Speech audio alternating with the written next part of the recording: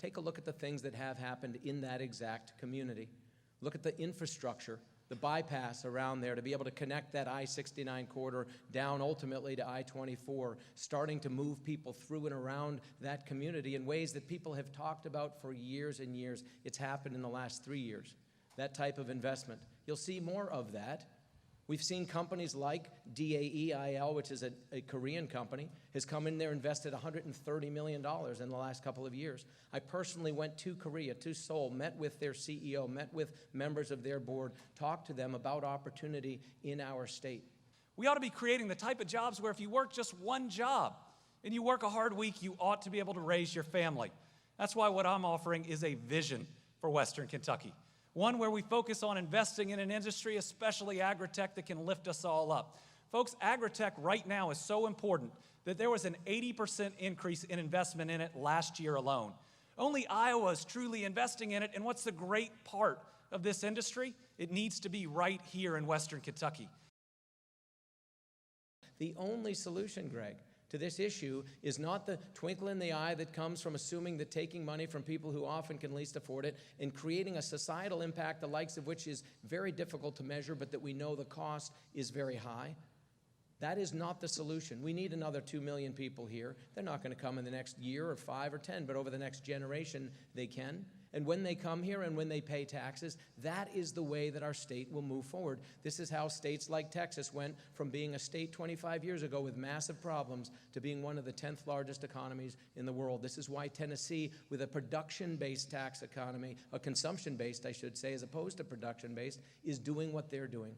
The only solution is to create jobs here in the Commonwealth. Elect somebody who's actually done it for real in the private sector. We desperately need new dedicated revenue for our pension system, and it will only happen if I'm elected governor. A pension is a promise. It is a promise to our selfless teachers, police officers, firefighters, and social workers. It's a promise where we say we're not going to pay you enough to do amazingly important work, teaching our children, protecting them, entering a dangerous home to protect the neglected, but we will make it up to you on the back end and promise you a secure retirement. Right now, to fund that system, new dedicated revenue must be provided. Otherwise, these selfless public servants have to show up every 2 years to fight for what is already theirs. We have to start with expanded gaming. We talk about being competitive. Other states are eating our lunch. It's Tennessee that just authorized sports betting. It is Indiana that has leached money off of us. And if you go right over the river, there's Metropolis. And I bet if you go into that parking lot, almost every single license plate is from Kentucky. We already lose $550 million of tax revenue from what Kentuckians bet in our border states in casinos alone. So yes, it's time for casino gaming.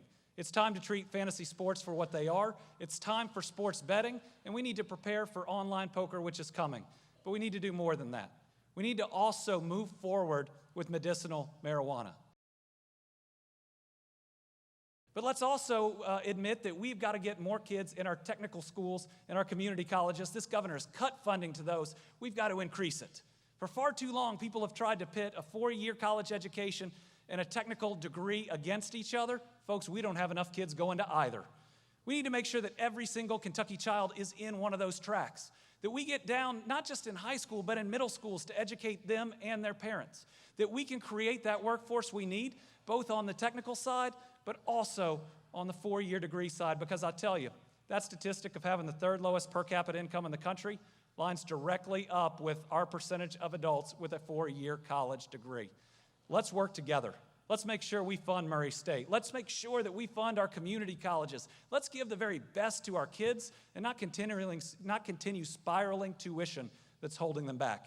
It costs your business people. You have to balance budgets. You actually have to make things work. You talk about the pension system.